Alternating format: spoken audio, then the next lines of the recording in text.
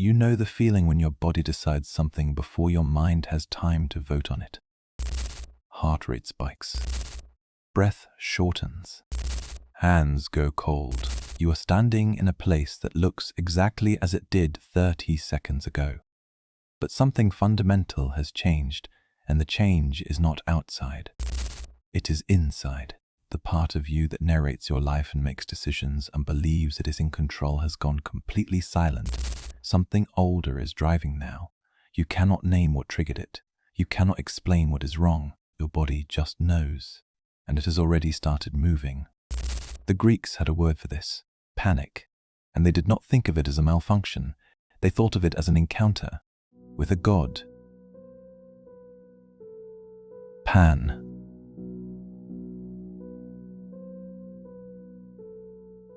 Most people think they know him. Goat legs, flute, charming rustic figure from children's mythology. But the ancient world did not treat Pan like a character. They treated him like a force. Shepherds left offerings in mountain caves, not out of affection but necessity. Armies credited him with breaking enemy lines before a single weapon was drawn. And when Christianity needed a face for the devil, it did not invent one from scratch. It took his. The horns, the hooves, the unmanaged sexuality, everything about Pan that could not be domesticated was reassigned to hell. The god of shepherds became the enemy of God, not through theology, through convenience. But that came later. First there was Arcadia, not the pastoral fantasy that Renaissance painters imagined. The real place, mountains in the central Peloponnese, where the ground is rocky and the valleys are deep, and civilization stops at the tree line. This was not soft country. It was hard terrain. High peaks, thin air, forests thick enough that sunlight barely reached the ground. The people who lived there were not philosophers. They were herders, shepherds who moved their flocks through the seasons following grass and water, spending days alone, sometimes weeks, far from towns, far from roads, far from anything that could help if something went wrong. And they knew Pan, not as an idea, as a presence.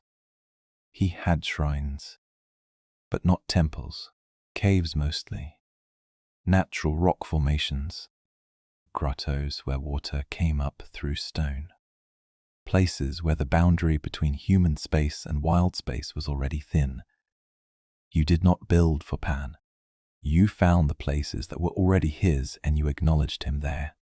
A small offering, milk, honey, sometimes just a prayer.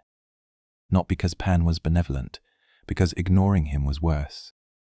The Homeric hymn to Pan says he was born with goat legs and horns and a beard. His mother saw him and fled in terror. But Hermes, his father, wrapped the child in a hare skin and brought him to Olympus, and the gods loved him. They delighted in him. But he did not stay. He belonged to the mountains, to the forests, to the places where the gods of cities and law and order did not go. Pan was wild, not chaotic. Wild. There is a difference. Chaos has no pattern. Wildness has its own order, just not one you control. Shepherds understood this because they lived in his territory. You do not control the mountains. You move through them carefully. You watch the weather. You know where the cliffs are. You do not assume the land will accommodate you. And you do not disturb Pan when he sleeps. This was specific. Midday. When the heat is highest and the land goes silent. When even the animals stop moving. That stillness was his. And if you broke it, if you made noise, if you crashed through the brush or shouted or did anything that shattered that silence, Pan woke. And when he woke, he was not groggy. He was immediate, fully present, fully himself. And you had just announced that you did not belong there. That is when it happened.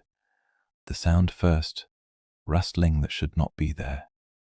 Or music, faint, directionless, a flute melody drifting through the valley. But you cannot tell where it is coming from, because sound in wild places does not behave the way it does in human spaces. It echoes.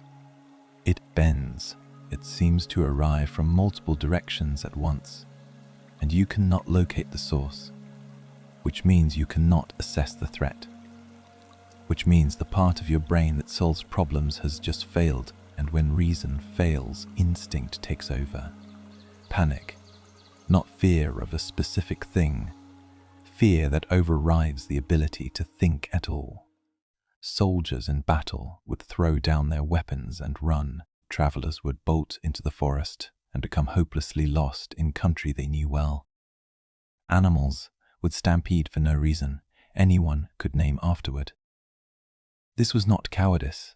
It was something deeper, the collapse of the self that believes it can navigate the world, the return of something older than thought. And Pan was not causing this the way a man causes an action. Pan was this. He was the rupture itself, the moment the ordered world proves itself a fiction.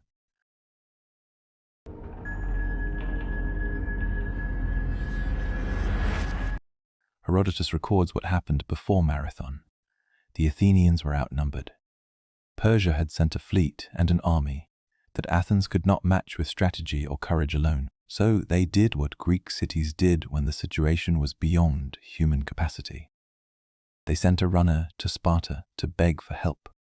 His name was Pheidippides, professional long-distance runner. He covered the distance from Athens to Sparta in 2 days, roughly 140 miles through mountain passes and isolated country. And somewhere on that road he met Pan. Not a statue, not a vision, Pan himself, according to the account Pheidippides would give later.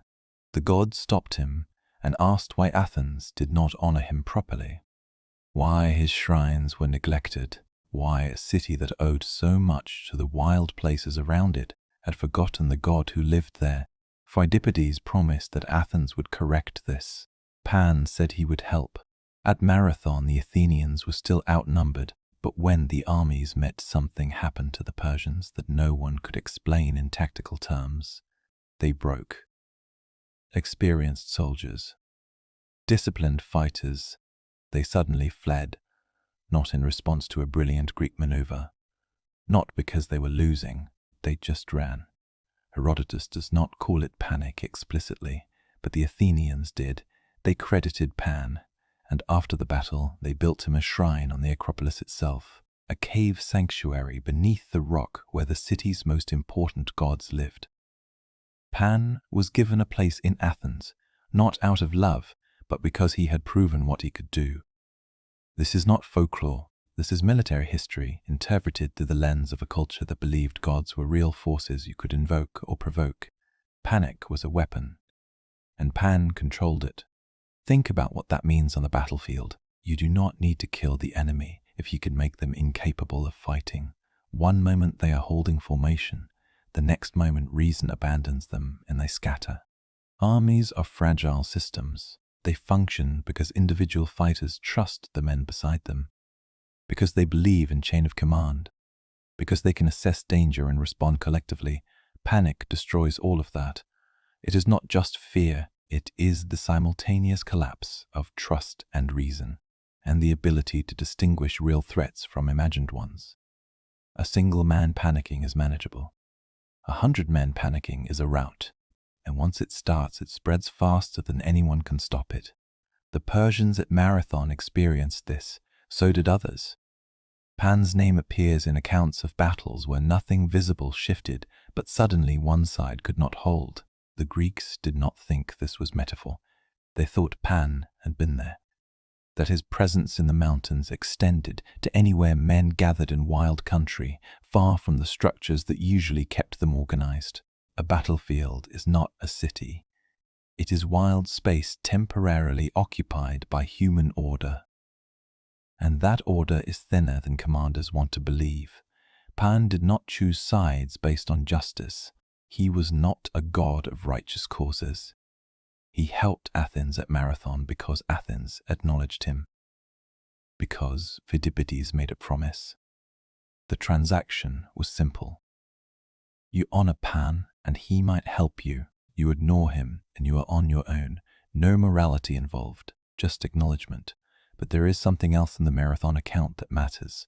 Pheidippides encountered Pan alone, on a mountain road, far from witnesses. When he told Athens what happened, they believed him.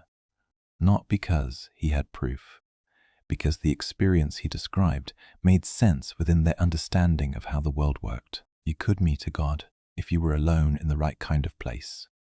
Gods did not appear in the agora or the marketplace. They appeared at boundaries, in liminal spaces, in the places where human presence was temporary and conditional. Pan lived at those boundaries, between wild and tame, between reason and instinct, between the self that makes plans and the self that acts without permission. And crossing into his territory meant accepting that you were no longer in control. That something older than your ability to think might take over, and if it did, you would not be able to stop it. Athens learned this. They built the shrine. They honored him. Not because they loved him, but because Marathon taught them that panic was real, that it could decide battles, that the god who controlled it was not optional. And for centuries after that, Greek soldiers knew Pan's name, knew what it meant when sudden irrational fear swept through a camp, knew that you did not fight panic with discipline because discipline requires thought, and panic is what happens when thought stops working. You acknowledged it, you made offerings, you hoped it would strike the other side instead of yours. This was Pan's power, not in mythology, in history.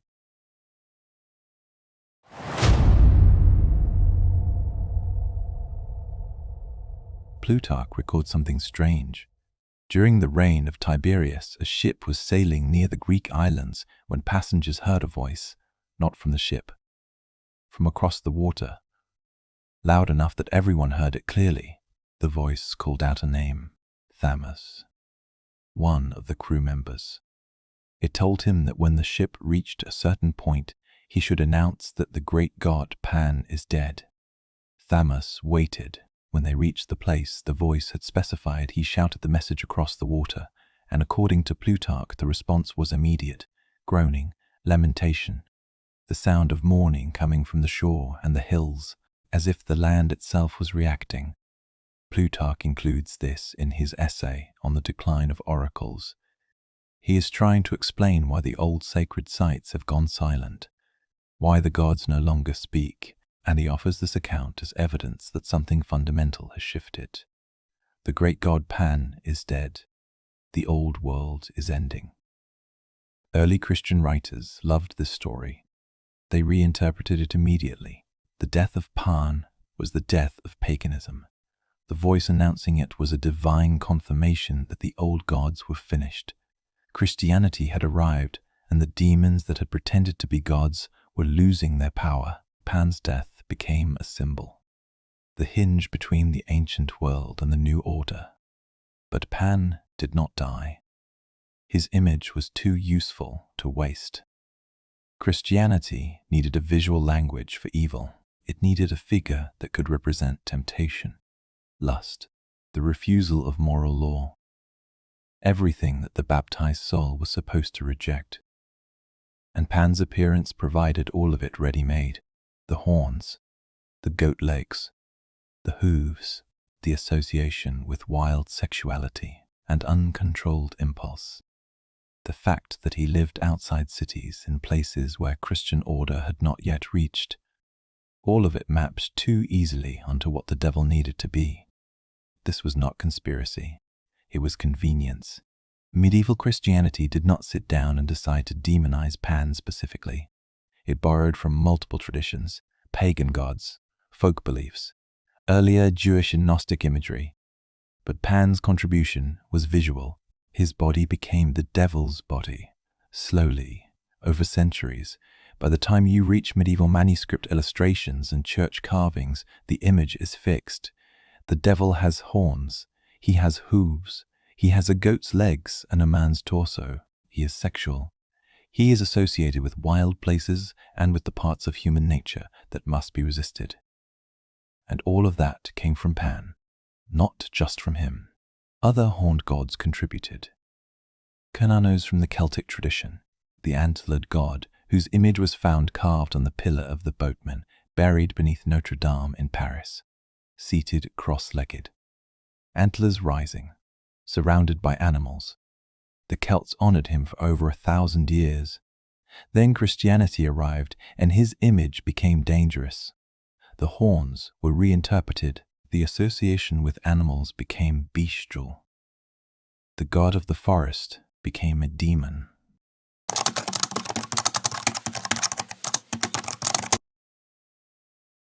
This is a pattern. Every culture that worshipped a horned god of the wild eventually saw that God transformed into a symbol of evil by the religion that replaced it.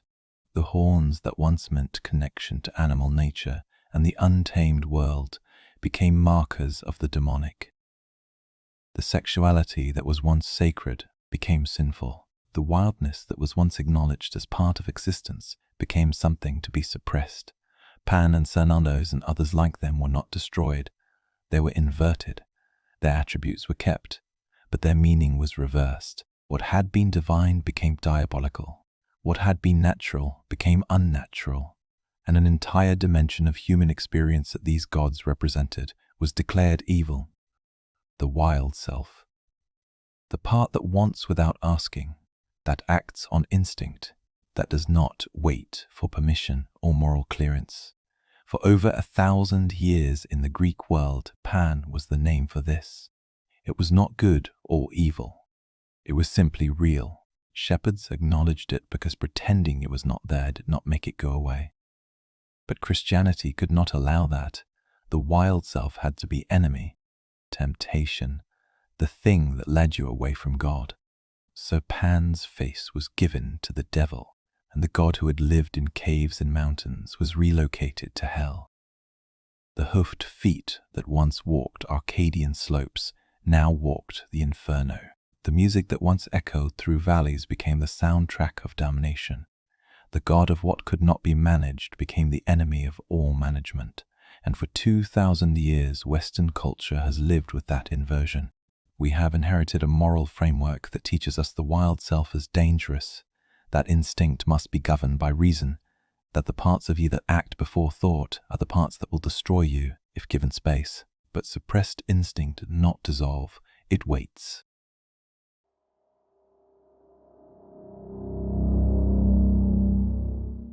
Carl Jung called it the shadow, the part of the psyche that contains everything the conscious self refuses to acknowledge. Instinct, appetite, rage, desire, fear, all the things civilization taught you to suppress because they do not fit the image you are supposed to maintain. Jung understood that the shadow is not optional. You do not choose whether to have one, you only choose whether to acknowledge it. And if you refuse, if you bury it deep enough that you convince yourself it is gone, it does not disappear, it grows, it waits, and when it finally breaks through, it is always more destructive than the original impulse would have been. Jung was describing what the Greeks knew 2,000 years earlier. Pan as the shadow given a name and a face before psychology had language for it. He is what you are when no one is watching. What you are when the structures that usually govern behavior stop applying, the part of you that does not care about reputation or consequence or what you are supposed to want, the part that just wants, and that part has not gone anywhere. We live in a world that insists the self can be managed, optimized, brought into perfect alignment with productivity and social expectation and moral standards. We have entire industries built on the premise that if you try hard enough, you can eliminate the parts of yourself that do not cooperate. Therapy to manage anxiety, medication to flatten mood, discipline to control appetite, success measured by how well you have suppressed everything that does not serve the goal. But the wild self does not respond to management. It responds to acknowledgement. The shepherds knew this. They left offerings not to appease Pan, but to recognize that he was there. That wildness was part of the landscape they moved through. That pretending otherwise was stupid and dangerous. They did not try to destroy him. They made space for him. And in doing so, they avoided the thing that happens when you refuse to make space. the horned god that history learned to fear was never the problem. The problem was the belief that he could be eliminated, that 2,000 years of moral philosophy and religious discipline and psychological technique could finally destroy the part of human nature that does not submit to order. But it is still there, in you, in everyone, the part that acts before thought, that wants without justification, that knows things reason cannot access. You can call it Pan, you can call it the shadow, you can call it instinct, or the unconscious or the wild self, but ignoring it does not make it weaker, it makes it patient, and the land still goes silent at midday. And if you listen carefully in that silence, you might hear it, faint, directionless, the sound of a flute drifting through a valley, music that should not be there, but is.